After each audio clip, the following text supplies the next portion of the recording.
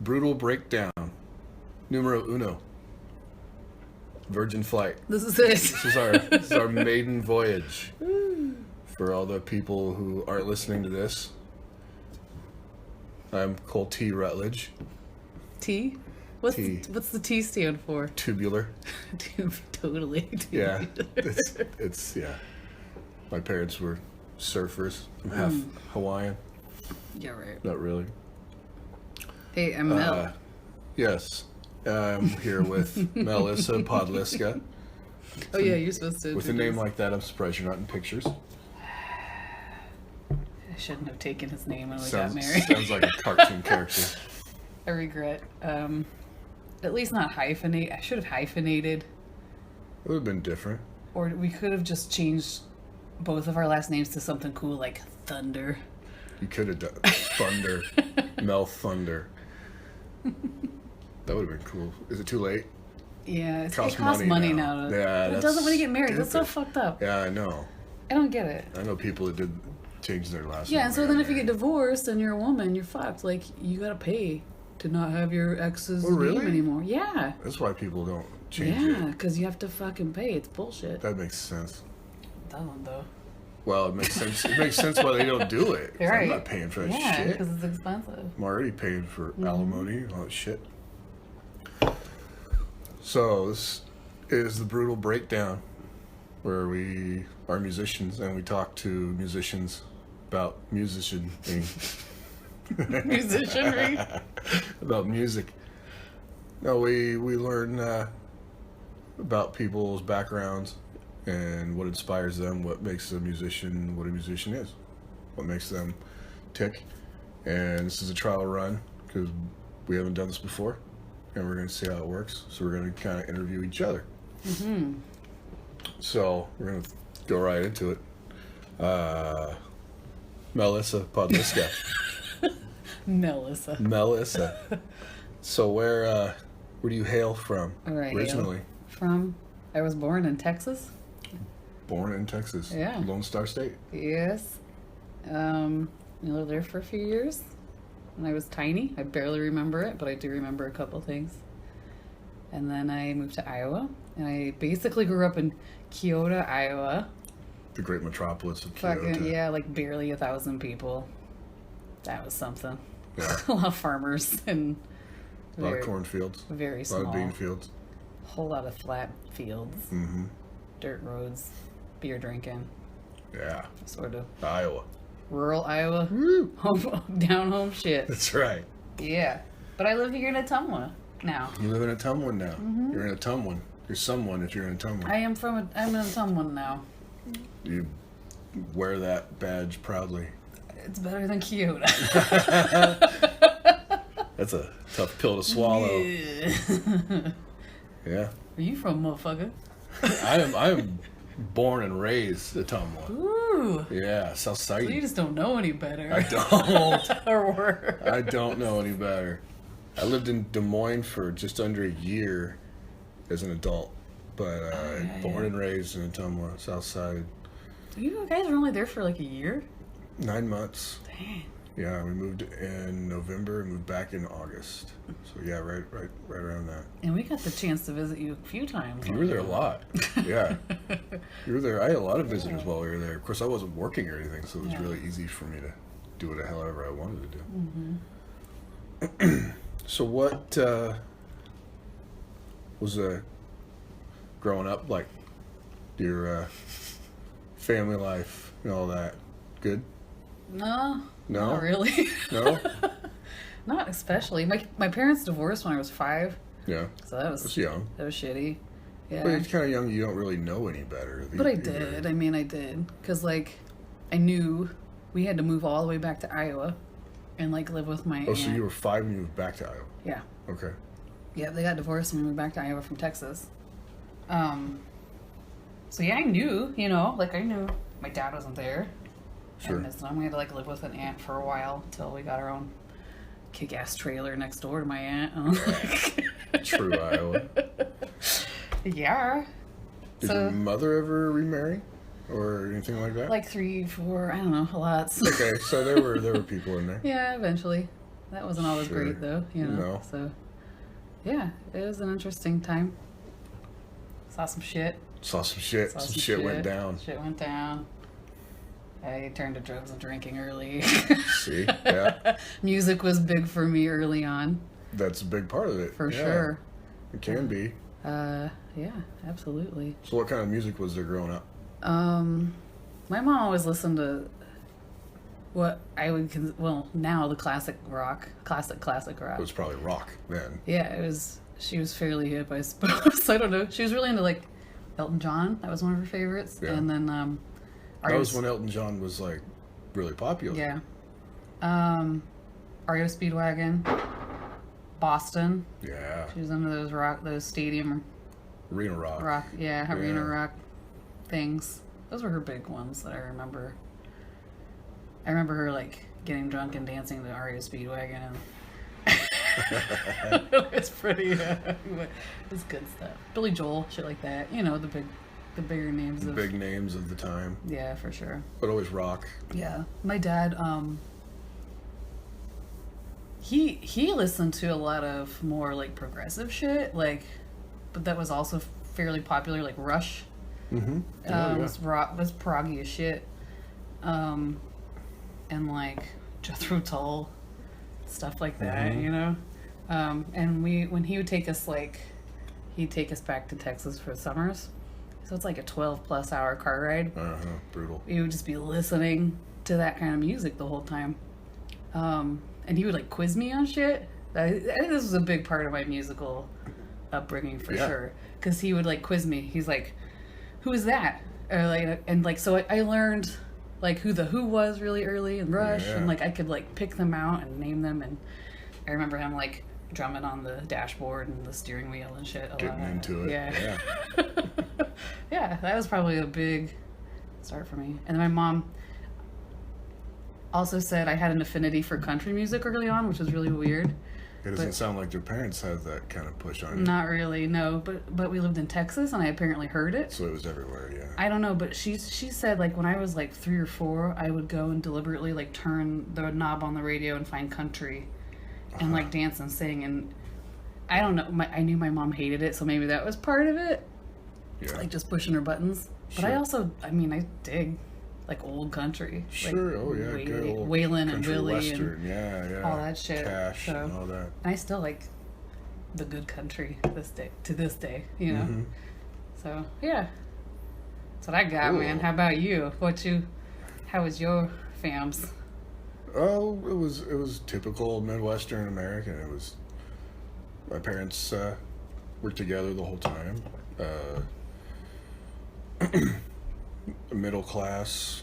Father was a teacher and mom was a nurse. She worked overnights, so there's always somebody home. You were never like alone or anything like that. Mm-hmm.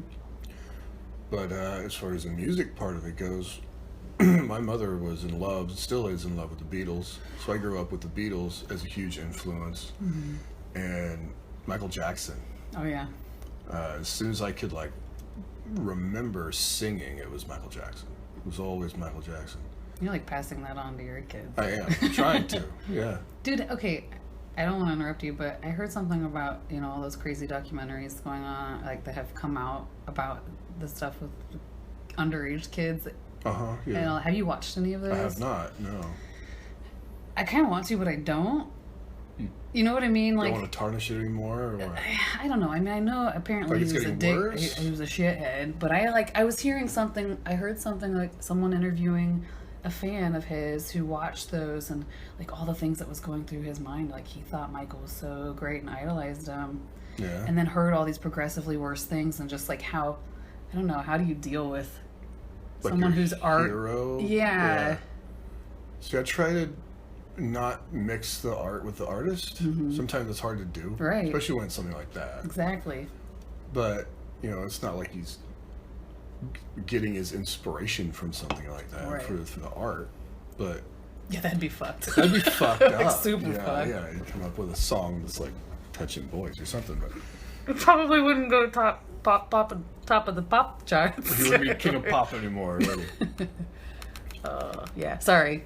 No, that's Proceed. interesting. Yeah. I also am interested in that, but fear watching it also. Because I love the nitty gritty documentaries and shit like that. Sure. And I want to hear, I want to hear everybody's side of the story. Mm-hmm. But I was talking to somebody about this the other day. Like, I don't know. I want to see it, but it's horrifying. Oh. But who are making shit up, too, at the same time? You never know. You never know. But, like, the way that I heard, the clip that I heard of this guy, like, explaining how when he was watching it, he's like, you could just tell by the emotion on they're now grown adults' faces, and they were telling the stories. Like, they're traumatized still, to this day. I don't even know all of the story of it. I just know there were accounts. Right. There were accusations. Apparently, there's some documentaries out there that they interview some of the kids. And wow. It's crazy. Movie night? Oh, yeah. Can't wait for that. We also have to rewatch The Room. Yes. Yes, we do. Because that's a disaster that needs to happen again. So Beatles and Michael Jackson. Beatles and Michael Jackson. The first ones that are the biggest part that I remember growing up. And also Led Zeppelin was a big one. And for some reason, my father loved Commander Cody. Remember Commander Cody? No. They had the song Hot Rod Lincoln. Oh, I know that song. I guess I didn't know That's who did all that song. Anybody knows except for my father. I'm pretty sure. He knew the whole catalog. He loved it all. I don't know why. He had like all their vinyl stuff. Was it good? I don't know. I didn't like any of it. I liked Hot Rod Lincoln. I don't know. You should look it up sometime. I should check it out. Yeah, just in his honor. Commander Cody. Okay. Yeah, check it out. Ping that. Note to self. Yeah. Hello, Google. Awesome. Yeah, it was. But I was always inspired. I was always encouraged in music from my family and all that stuff. So when did you first decide to start playing music, learning an instrument? What was that instrument? I wanted to play an instrument like long before I had the opportunity to. Had that. I gotta tell you, like, I always had. Okay, first of all, I always wanted to, so I always got like shitty little keyboards for Christmas and stuff like that. Mm-hmm. Which was fine. That's how it starts, isn't it? I guess. I don't know. But then, like, what is it, 4th grade, you get a recorder at school? Yeah. I was so fucking stoked for that, and I practiced so fucking much with that thing. And then a few years later, I kept my recorder because I just would dick around with it sometimes. And I was probably like, I don't know, 14 or 15. I learned how to play that song Lowrider. Oh, yeah. On the recorder because I remembered I had it. And so I started, like, playing along with all these songs I had... like learning how to play these stupid songs that I adding recorder to was music, listening to while I was smoking pot, Anything to put some music in your life. Yeah. I had a piano. My grandparents gave us a piano when I was probably in 3rd grade. And they were going to pay for me to do lessons or something, I think. I don't know. I remember a guy came over one time and did like a lesson, like an introductory lesson with me, but I don't remember what happened. But I never had any more lessons after that. That was it. And that's my grandpa would dick around. Like, he was self-taught and he kind of showed me some things that he knew, but I don't know any theory or anything. And then when I was like 14, I really wanted to learn guitar. And my dad got me an acoustic for Christmas, which I still have. Nice. Which I played a lot since then. So, nice. And I paid for myself because I was working part-time somewhere. I think I waited about a year. I paid for a lesson and then decided I didn't want to do it because I found tablature and I just like to jam out. You didn't need it anymore? No, I mean, wasn't that I didn't need it. It was like a part of like, well, fucking, I don't have the money really to pay for this because the money I earned from work was for my car and any like deodorant or things that I wanted because my mom wouldn't buy what I wanted for me. She would just buy the cheapest shit, you know? Yeah. So like I was like, oh, I had to weigh this out, I guess. I'm just having fun jamming out and finding tablature on the interwebs. Yeah. So that's... Tabs are easy. Who needs theory? Fuck yeah. I don't know. So that's what I did. Yeah. So at 14, you get your acoustic. Got my acoustic at 14, yeah. Yep. It was just guitar, dude playing. That was it. And my recorder. And the recorder. I'd bust that out. Don't leave out the recorder. And whatever shitty little keyboard I had at the time. Yeah, man. So how long did that go? You're playing acoustic before you take the next step. I played it. Well, I played it here and there till I moved to Ottumwa, which was for college. Mm-hmm. So I was like 18.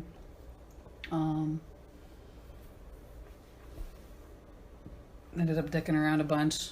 Did the dating back to the ninth bitch thing, and yeah, we'll get into that. Yeah. I don't know. And then after that, I think I bought an electric eventually when I was like 20.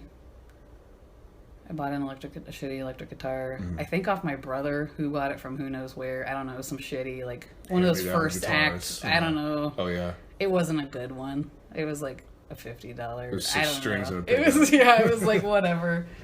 And I didn't even have an amp or anything. I just played it because it was quieter and different. Uh-huh. I felt cool. And we moved to Montana, and I didn't really play it much. I didn't play much at all for a while, off and on. And then it went in my attic. Well, I sold the electric to my old roommate there when we moved back to Iowa, and then just basically didn't do much for a long time till like a couple years ago. So you finally got that itch to get right back into it. Yeah, it was like a few things fell into place to make that happen. Mm-hmm. Like, my brother came here for Christmas. He's like, "Do you still have a guitar?" I'm like, "Shit, I think it's in the attic." He's like, "Let's go get it." So he got it out, and he was messing around. And then I was like, "Oh yeah, that's cool. He can play a lot more stuff than I probably can. Damn it, he's been practicing more over the years." So I was like, part like envy and jealousy. I'm like, that's fuck. Like, I'm gonna one up his ass. Right. I can do better. Yeah. And then also like a month after that, I think it was Jason, our pal Jason Bollinger, and I were talking about, I was trying to get some old recordings of the dating back stuff because I had lost all my copies, I guess. And he's like, "Oh yeah, here, sure, have it." And then also I have this High Five Don't Die thing we did, and he sent me that it was this thing that he and I did that I had forgotten about basically, and listened to it, and I was like, "Holy shit, that was awesome! That rocked! I want to do that again." And so I just kept playing, and then I bought an electric again, and just went from there. Kept on moving. Yeah, man, forward momentum. That's right. So dating back, let's talk about that. That was your first collaboration. Yeah, dating back to the ninth dating bitch. Back to the ninth bitch was the full title. It was your first band. And who was all in that band? Me and my cousins. My cousin Chris, who I lived with. Mm-hmm.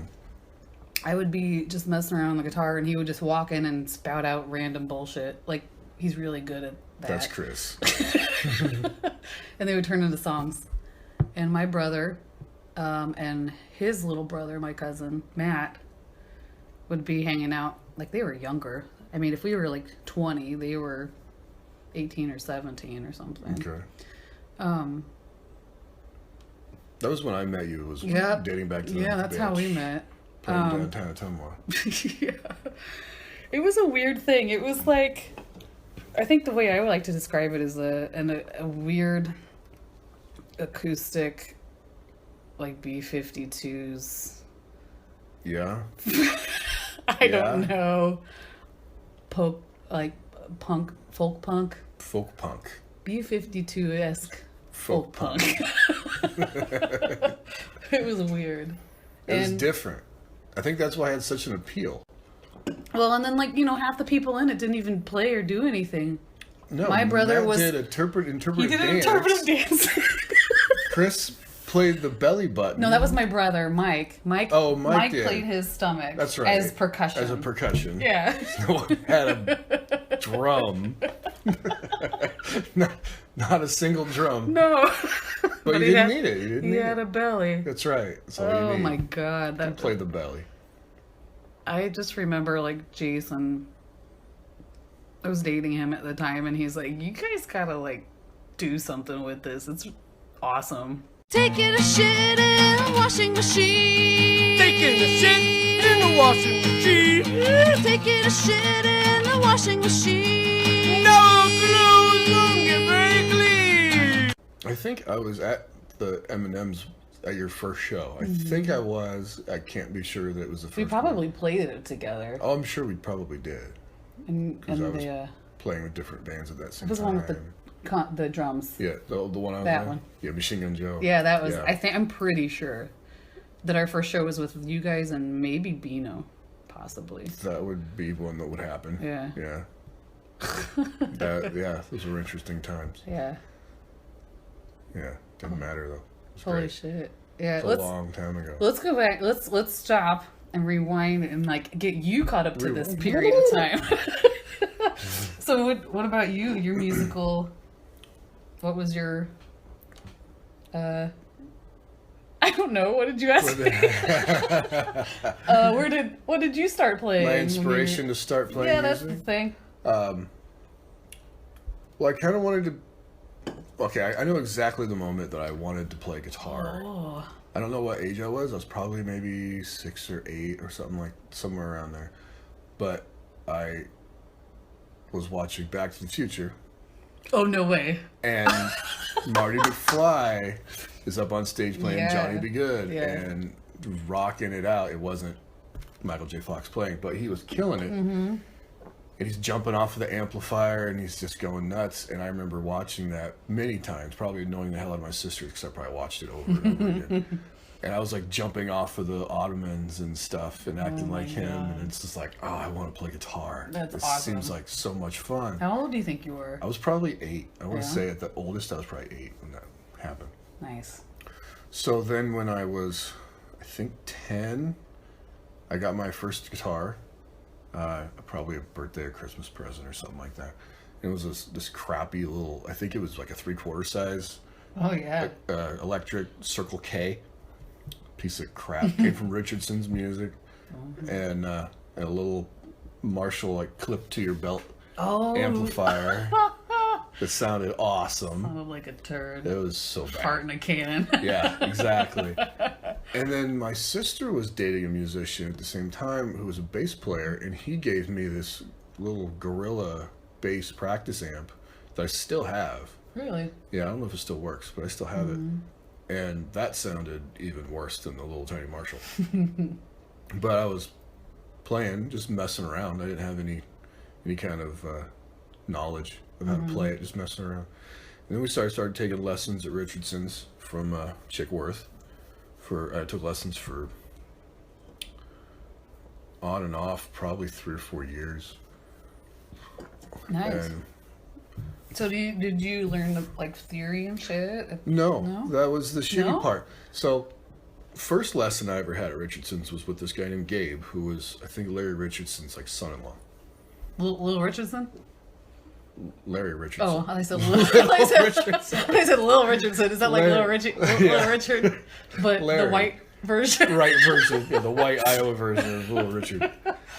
Larry Richardson, that owned Richardson's Music, his son-in-law, Gabe, I think his name was Gabe, he gave me one lesson, and it was basically like how to hold a pick, and these are the frets. It just the very first thing you learn. I was like 10.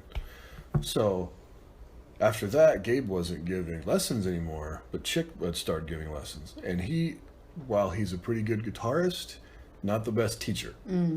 He was, because I didn't want to learn all the chords. Yeah. I didn't want to do all that. I wanted to learn how to play songs that I knew. I wanted to learn how to play songs I wanted to learn how to play.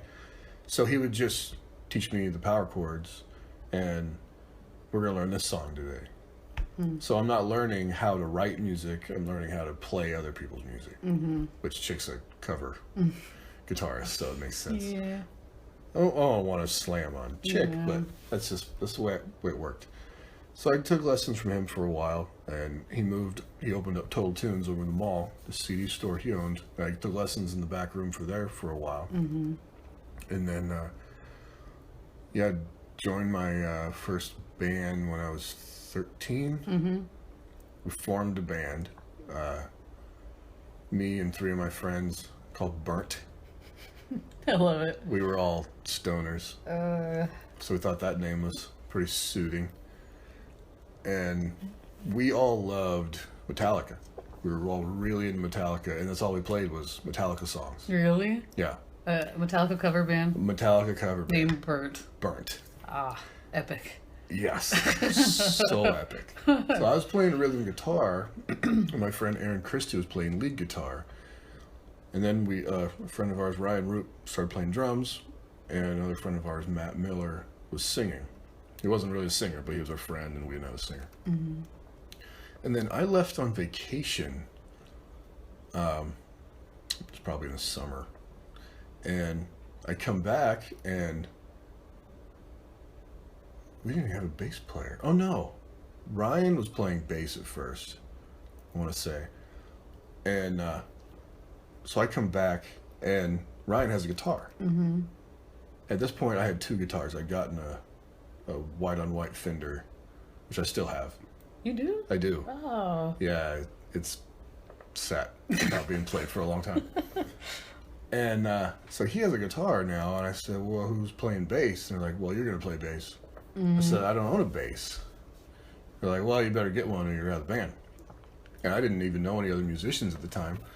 I didn't want to be out of the band, so I'm like, all right. So I sold my first guitar, the little red Circle K. I sold it, traded it to Richardson's, and got this Squier P bass. Nice. That I still have. I don't play. Mm-hmm.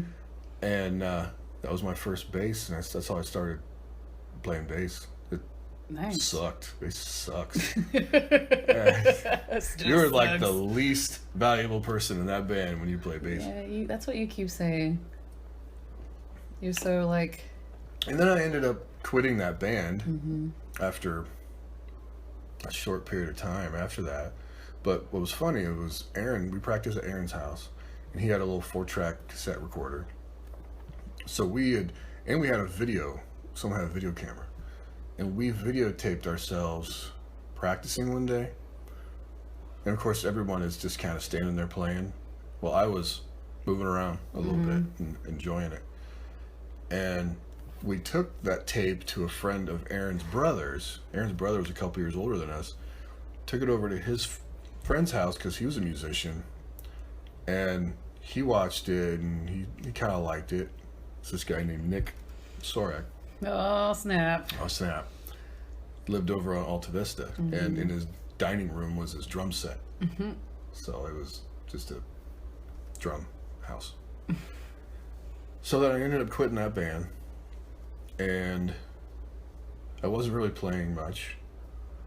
And I got asked by somebody in high school one day if I wanted to audition for a band. And I didn't even know who the guy was. He was a couple years older than me. Mm-hmm. I named James Palmer. Oh, yeah. And he asked me to audition, and he asked this other guy who was a friend of mine who had started playing bass in Burnt if he wanted to audition also for the band Condemned. Well, I didn't even know who they were. I knew they were a band, but I didn't know anybody in it. So I went to this audition, and we both played. They taught us like a couple songs or something, and then they ended up choosing me, and played in Condemned for, I was 15 when I started, because I couldn't even drive to practice. Josh Messerschmidt had to drive me home every night. And I played in that band for a couple years. And then it broke up because our drummer, Josh, moved to Omaha. Mm-hmm. And that's where we practiced. So it just kind of fell apart after that. Yeah. But then I didn't play for a while. I just kind of set my stuff aside until... And that's when you were like 15? No, I was probably 17. Okay, at this so point. you were with them for a little while. Yeah, okay. I was with them for a couple of years. And then I just kind of fell out of it, put the stuff in the corner, and didn't play for a while. Until I was at a party one night at Jeff Gomber's parents' house, and Danny Carmen approached me about playing bass for Jackrabbit Slims. Mm-hmm.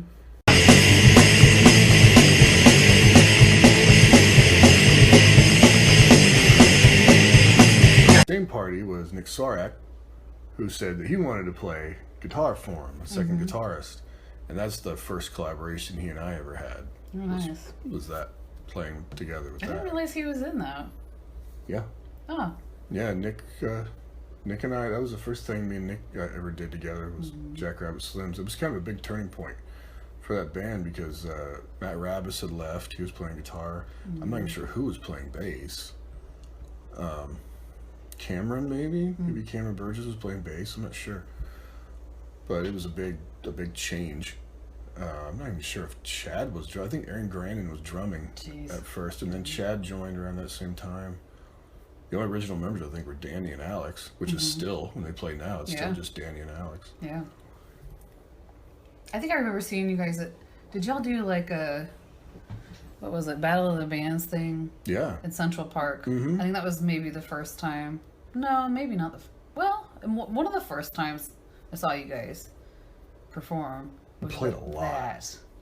We played a lot. Then I saw you at Shit Downtown too. Like, sure. I don't know. I mean, it's all a blur to me, but I remember that specifically. The Battle of the Bands thing. I don't remember probably half of the shows.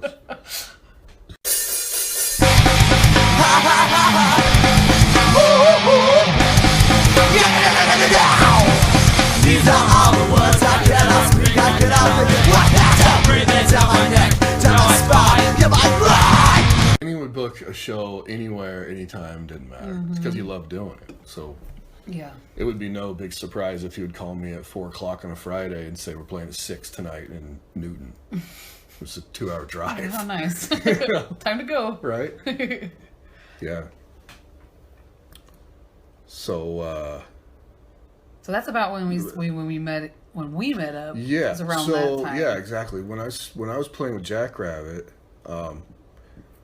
randomly in the coffee shop, we started screwing around. Alex had an acoustic, and Danny had some poetry that he'd been messing around with, and for some reason there was a set of bongos there. So we were just sitting around, bored, smoking cigarettes, drinking coffee, and because you could smoke indoors back then. Because you could smoke inside places. Yes, that was a thing. Yeah, that was a long time ago. May not have been legal for you specifically, but I was of age. Not now. He'll be 21 now. Yeah. So we just started writing this music together, and some of it was really serious poetry, spoken word over acoustic and bongos, and some of it was really off the wall, stupid, talking about like anal raping and shit like that. Yeah. Really weird stuff, but people dug it and they really enjoyed it. We actually cut an album, which was stupid. It took us like 3 hours to record the whole thing. We need to find some of that. It was all live, pretty much. We need to find that. Dude. I do need to find that. I need to find someone. I bet Danny has it. Somebody has Let's it. put out our feelers. We gotta find that shit. For anybody out there, can and find then we'll play a clip right here. Bing. Yeah. Okay, so dating back to the 9th. Yeah. After that, what happened? Nothing. You had moved. You'd kind of stopped playing, and you moved to Montana. And you came back. I just didn't play a lot. I mean, for a few years, because we didn't move to Montana for a few years after that. I just didn't play as much. I don't know. You really hadn't until, because only a few years ago, other than dating back, which was just basically you on an instrument. Yeah. You hadn't played with other people playing instruments together. No. Unless you just jamming at a party or hanging out. And that never really happened either. No? No. I think I had a lot of insecurities for a long time. And like so Chris, my cousin, who was the main singer and dating back, moved. And I stuck around Ottumwa. So I was like, oh, I don't have anybody to play with anymore.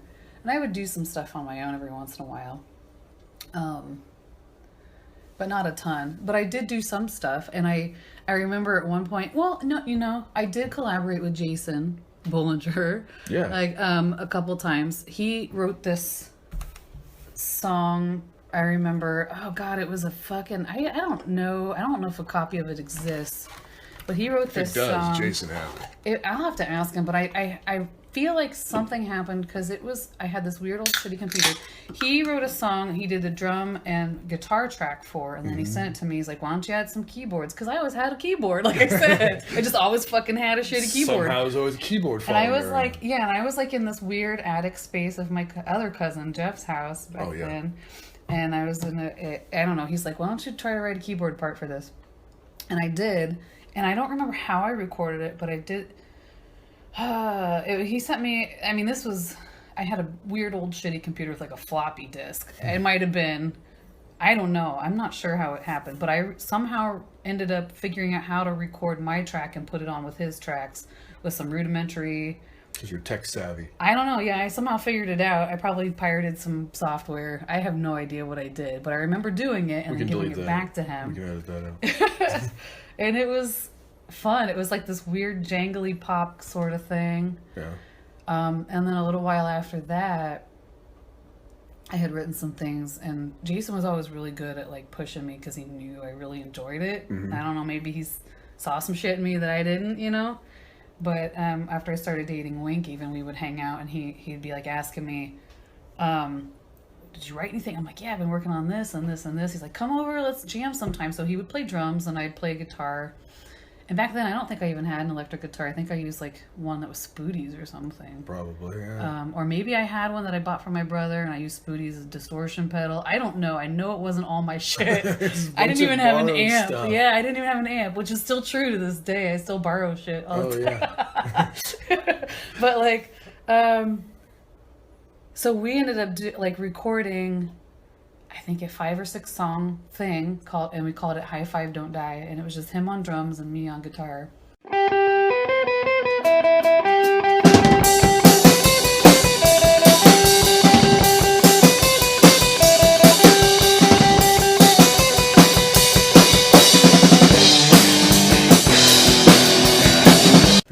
And we did it all live in a basement where he was staying at the time. Which is the only way to do it. Right? It was awesome. It took a while, but it was fun. I mean, it took us 2 or 3 sessions, I think, of just going in and getting it done.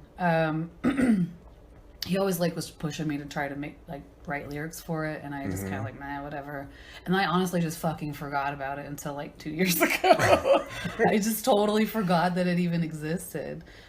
I remember at one point he had asked Troy Morgan to come in and try to play bass to some of the stuff that I had written. Should be awesome. It probably would have been, but it didn't go well. I don't remember why. I think at that time I didn't know Troy. Yeah. Really at all. I'd only met him once or twice, which is weird to even think about. Yeah, I would love to try to. So much. Yeah, I lived with him a lot. Yeah. But I would love to make music with that dude now. But back then it was weird. I was insecure. I didn't know what I was doing, and I felt like he knew what he was doing, and I was put off by that. And it just I remember there being a weird vibe and it not going well. There could be a weird vibe with that. Yeah. So that was basically it. I mean, that was my only collaboration. Well, you know what? I want to rewind a little bit. See? You're bringing things out you didn't even know were I there. forgot. Well, it's stuff that it's like my illegitimate child. Did you ever hear the electronic shit we did? I don't think so. No? Okay, so when I lived with Chris, and around the time we were doing Dating Back to the Ninth Bitch, I got some weird electronic music making software for my computer just to dick around with. And we ended up making a whole album, and we called it the T.O. Militia. Was this before you were dating Jason? No. Okay. Maybe. Continue. Around then. All right. Maybe, yeah. Yeah, it was around the same time. Okay. It was all around that. It was I'm just trying to figure out when this was. It was all around the same time. I mean, it was around, it was when Dating Back to the Ninth Bitch was happening. Close to when you were dating Danny? And after that. It was before all that. Oh, too. okay. Yeah, because we still lived on 3rd Street. 3rd Street. Yeah, we were still in that house. Because I remember, Jeff had lived there too, and then Matt would come and visit. But I remember just, we would all take turns, laying down these predetermined little loops. Yeah. And make songs, and then we would record ridiculous shit vocals over them into this shitty stand microphone we had to, dictate. You know, it was made for, dictation. Right. And we would just record ridiculous shit into that. And, this is the part where we're going to find the clip and play it. Yeah. Beep. But we ended up, Prescribed Films ended up using a couple of those for a couple of different short clips and stuff. But it was just so there was this one whole song where it was a sweet little housey vibe for a couple minutes, and then all of a sudden I just screamed for 30 seconds at the top of my lungs.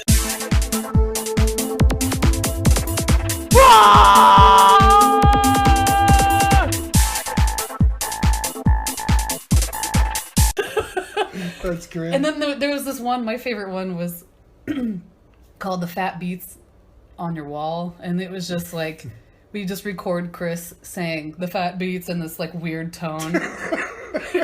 And then we would just like would cut it. We would like cut it and then put it in a bunch of different spots.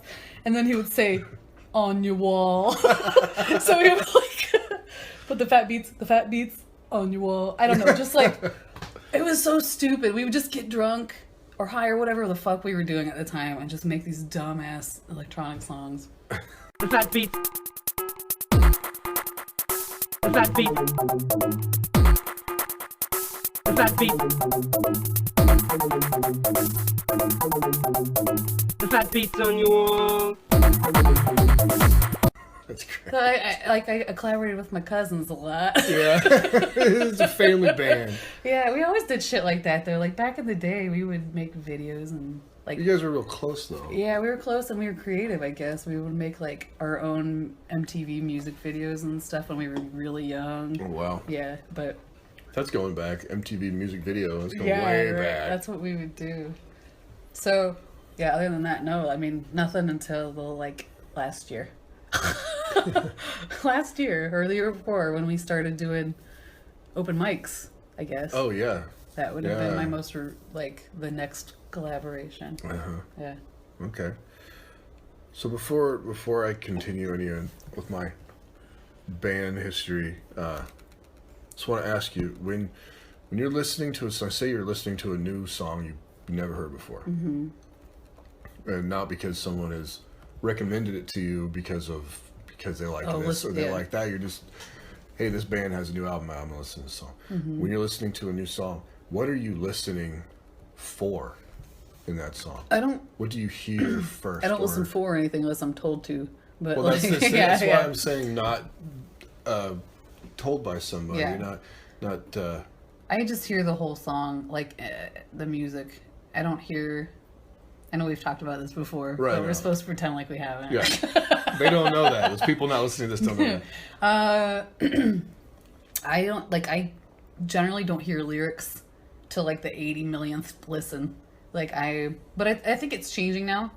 I'm starting to go more that direction now. We're talking about because this. well, not and also because I'm starting to write more lyrics. I think I'm paying more attention now. Right. Whereas in the past I didn't. But still, first when I hear something, I mostly hear the tones, the overall like structure of the song, the highs, the lows, the dynamics. Like that's what I'm hearing. The whole song, like all That's that. what you're listening for. That's just what I hear. Right. Like I don't know if it's what I'm listening for. That's just where I go. And right. I think, Well, I suppose the first time you hear something, you're not listening for something unless you're predetermined told to.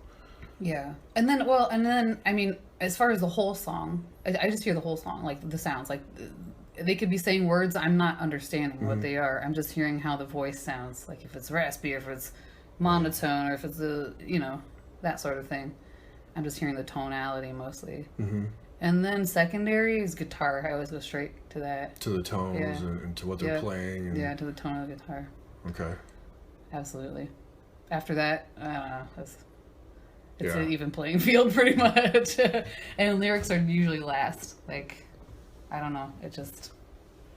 But it's starting the lyrics are starting to creep up. And it depends on the song too, because the style of song, if you're fucking screamo or something, I'm not going to pay attention. I'm going to probably depend on the band. Yeah, and if it's just like slow folk rock or like bluegrass, I'm gonna hear the lyrics before something else, because sometimes that has a bigger impact on the song as a whole. I don't know if that makes sense. Like Yeah, sure. yeah, that's what I'm hearing. Okay. How about I you? just find it interesting. Yeah. I listen for that hook. I'm always trying to hear that hook. Trying to hear a hook? Why is this song written? Something in here has made this song actually. Someone decided this song's good enough to be recorded and put on this album. Where is that? Where's that hook at? Most of the time it's the melody of probably the chorus. That's where it usually lies. But sometimes there's You think other there's stuff just in like there. one? No, there's not always one. But that's what I'm trying to hear. I'm trying to hear that hook. Where's that catchy melody that gets stuck in your head all day? Just like you, I don't hear lyrics. Yeah. lyrics to songs in bands I've played in. I don't even know what they're saying. Right. They're just. I have forced myself to listen to a band I've played in and listen to the lyrics so I know what the hell they're even talking about. And then I listen to the bass for some reason. Not because I'm a bass player. That's why. Just for some reason. It's gotta be. It's it. I think that's a good theory. I mean, Well, like, and if you then- play it, you probably are more inclined to, like, hear that. And, like, maybe it's a comparison thing. Or, like, might ooh, be. maybe I want to learn how to make that Right.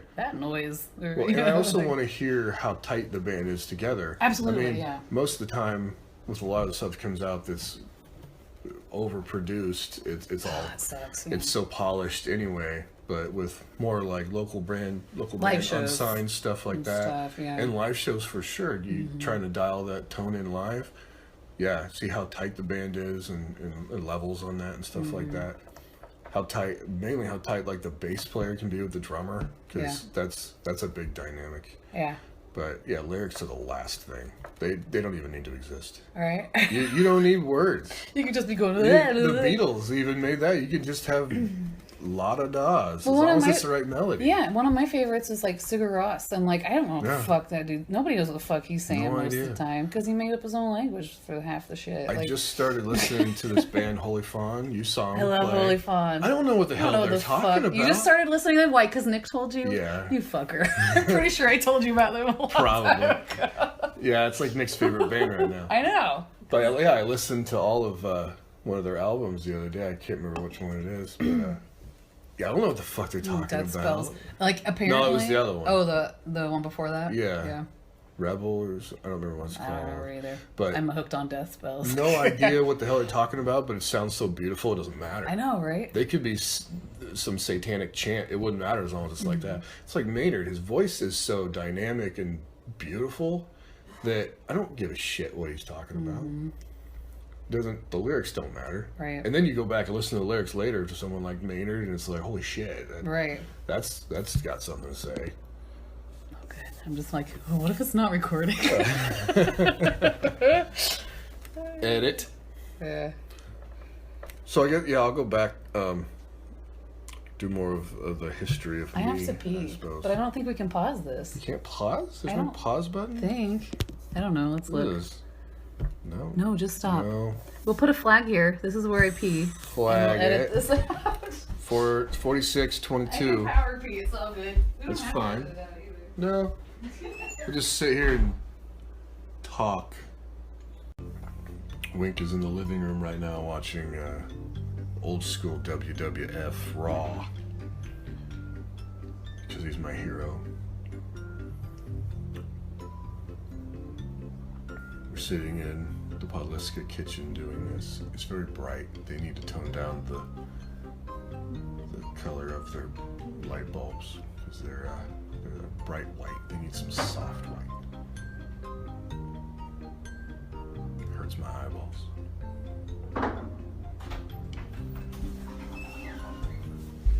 I didn't say anything while you were gone. Could you hear me pee? No. No, I did say stuff, but now you gotta go back and listen to it. Okay. See what I was talking will. about.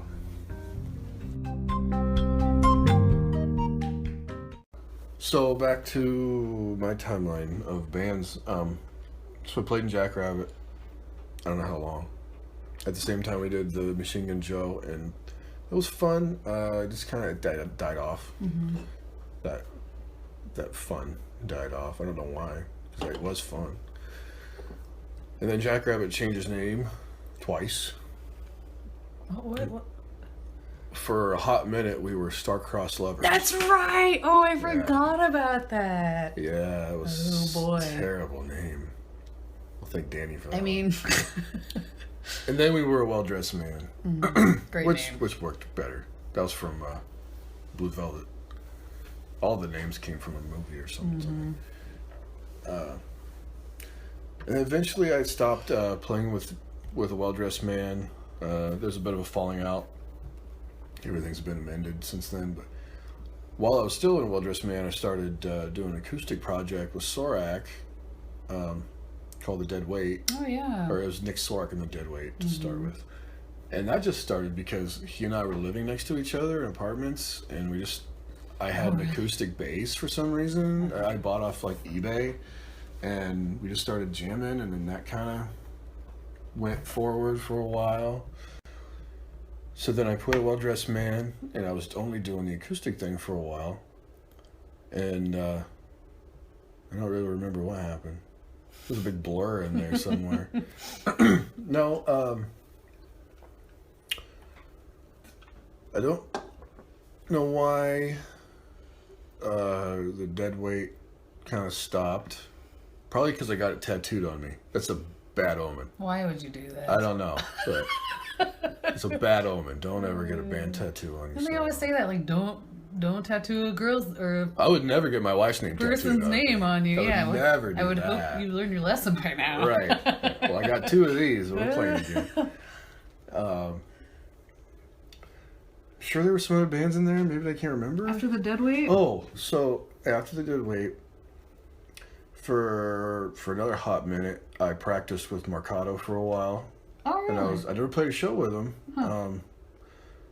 Because I love Kevin Drew, but it's tough to work with Kevin. He's so full of himself. At the same time that I was practicing with Marcato, I was playing with Matthew Clay and, and Nick and Tara. We were doing just cover stuff, just for fun, and play music and makes a little bit of cash, and that was fun to do. And so then the Marcato thing, I don't know. I told Kevin I didn't want to do it anymore because it was in Des Moines. I was traveling back and forth. This was before I lived up there, and he was really controlling. He told me like, oh, I should drop everything else I'm doing and just focus on Marcato. And I'm just like, you know what? I'm good. It's not that easy, bro. Love the band, like Kevin, but it's tough. And sometime after that, was when Nick and I were hanging out a lot in Des Moines, at Corey's house. Corey Taylor's house. Jesus, if they can see your face. Corey Taylor. No big deal. He's in Iowa, and it's no big deal. No, we were hanging out up there. Nick started playing with him, but I was going up and just hanging out at their house when he was in town. And Ryan Barrier was playing with Corey and Nick and some other guys. And he was also playing in Facecage, and asked me if I would play bass in Facecage because they lost their bass player. So I told him I'd do that, and I was traveling back and forth for that band. And I only played 2 shows with them. Really? One at Bricks when they were still open, and then played Lazerfest with them, which that's not a band I really dig. They're like new metal. But it was. So when was this? Like what? This was like 2010. Okay. 2010, 2011, somewhere right around there. And we had played. I played the Brick show with them, and then we kind of didn't do much for a while. And then I got contacted by the lead singer Matt Nyberg, so we might be able to play the Lazerfest for the Battle of the Bands. The winner of the Battle of the Bands opens up Lazerfest. So he'd submitted into that, and Or I Survived. We were playing Or I Survived at that time too, because we had submitted into the same thing. So I had 2 bands in the running that I was playing in to do that. Facecage ended up winning it, and so I don't regret playing in Facecage. I wouldn't do it again, but I got to play Lazerfest do it because that was really cool. Didn't Wink go to that with Megan? I Yes. remember seeing pictures and hearing about that. I don't remember why I didn't go, but I think I had to work or something probably. I think that Megan had already bought 2 tickets to go, Yeah. and then I got to play it, so I had a free ticket. Oh yeah. So Wink went, and normally the opening band is just there to play as people start coming in, but it was like a really rainy, shitty day, and like the lighting crew was real backed up, so they had to let people in, but like it was almost a full crowd by the time I got to play. We should have Wink tell us about that. We should. Yeah, we should have him Wink. step in on that one. Wink. But that was a good experience. Come here. Come here, man. This is important. That was a really cool experience. I'd never played a festival like that where there's that many people. How many do you think there were? Like It was 25,000. at that time when you were playing? There was probably Not that was how many people were there the whole day. Yeah. How many people would you guesstimate were at Lazerfest when I played? Do you remember there was a delay because of the rain? Yeah, I don't know. I think I remember pictures of you in like a trash bag. There was a lot of people. There's quite a few people. So people had filtered in by that time. Some, yeah. There was a lot of people. So yeah, I don't know. I know there was 25,000 the whole day. I guess how many people were in there. But it was, I got some pictures from the stage, and it's a massive amount of people. I never played in front of that many people. And it was cool. And I was Were you pretty moving stoked? around. Like, what was that like? Yeah, I was really stoked. It was really fun. Are you I nervous? felt, I don't know if I was really nervous. I felt kind of like a bum because every other group that came in is like touring, headlining bands. Yeah. You know, you got Stone Sour and Vince Sevenfold and like Zach Wilde and all these other people. I think Seether play, maybe not, I don't remember. But I'll have to look up the lineup. all of them had trailers of stuff, and we had a van? we had a little H&H pull behind. And I used, backed up my truck with it, and so it's like it looked like posers, but I didn't care because it was so really cool. Well, you're not really posers. You're like that. They know what the opener band is. Openers aren't touring bands generally. Right, exactly. You know, like. Well, and we had the whole access, of course, too. So I'm having breakfast at the same table as like Zach Wilde, and sitting next to all of Stone Sour at lunch and all this stuff. And it was Pretty. neat. That's a pretty sweet experience. It was really cool experience that I don't regret. It was really, really cool. And I got to watch Stone Sour side stage, which was really cool. I do remember, so it was raining that day, and the stage was kind of wet. And I've always and I will always have this kind of stage move where I do this like spin around thing. And it was like the last song, and I was playing, and Nik teched for me for that. So he got to get in for free, and he set all my stuff up. He made it like professional for me, where he tuned everything, he got everything set up. He handed me the bass when I got on, and when I got done, I threw it to him, and I walked off. Like it was legit, like rock star. I felt, and he wanted it to be that way. Yeah. He's like, let's make it right. Let's do it right. Cool. So he side staged with Ryan Barrier, and I thought it was just those two side staged, stage left on my side. So I started doing the spin around thing, and it's wet, and I slip, and I almost fall. At that moment, I turn over to look at Nik and Ryan, and Roy Mayorga, drummer for Stone Sour, and Jason Christopher, the bass player for Stone Sour, both standing there, and they're laughing and pointing at me because I almost fell down. So then I felt like an idiot. But that was fun. And those guys are really cool to hang out with the whole day. So yeah, I played with a couple shows with Facecage, and then that died off. And but we were doing the War Survivors 3-piece at that time. And then eventually Nolani joined the band after, I'm not even sure how long. I'm not sure what year she joined the band. I remember seeing you guys a couple times. We played quite a bit before she joined. When did that band form? That band probably formed, we've been playing, I'd say 10 or 11, 2010 or 2011. Okay. Because we haven't played in 5 years, as now of 2020. And we played for probably 5 years altogether before that. So it was right around that time period. It started as a different band. It started as myself playing bass, Nik on guitar, Ryan Barrier drumming, this guy, Josh, that was the guitarist from Facecage, was also doing lead guitar. Really? And then this guy, Mike, that used to be in a band in Ottumwa called Fear Falling. That sounds familiar. He was a singer for that band. Okay. I can't remember Mike's last name.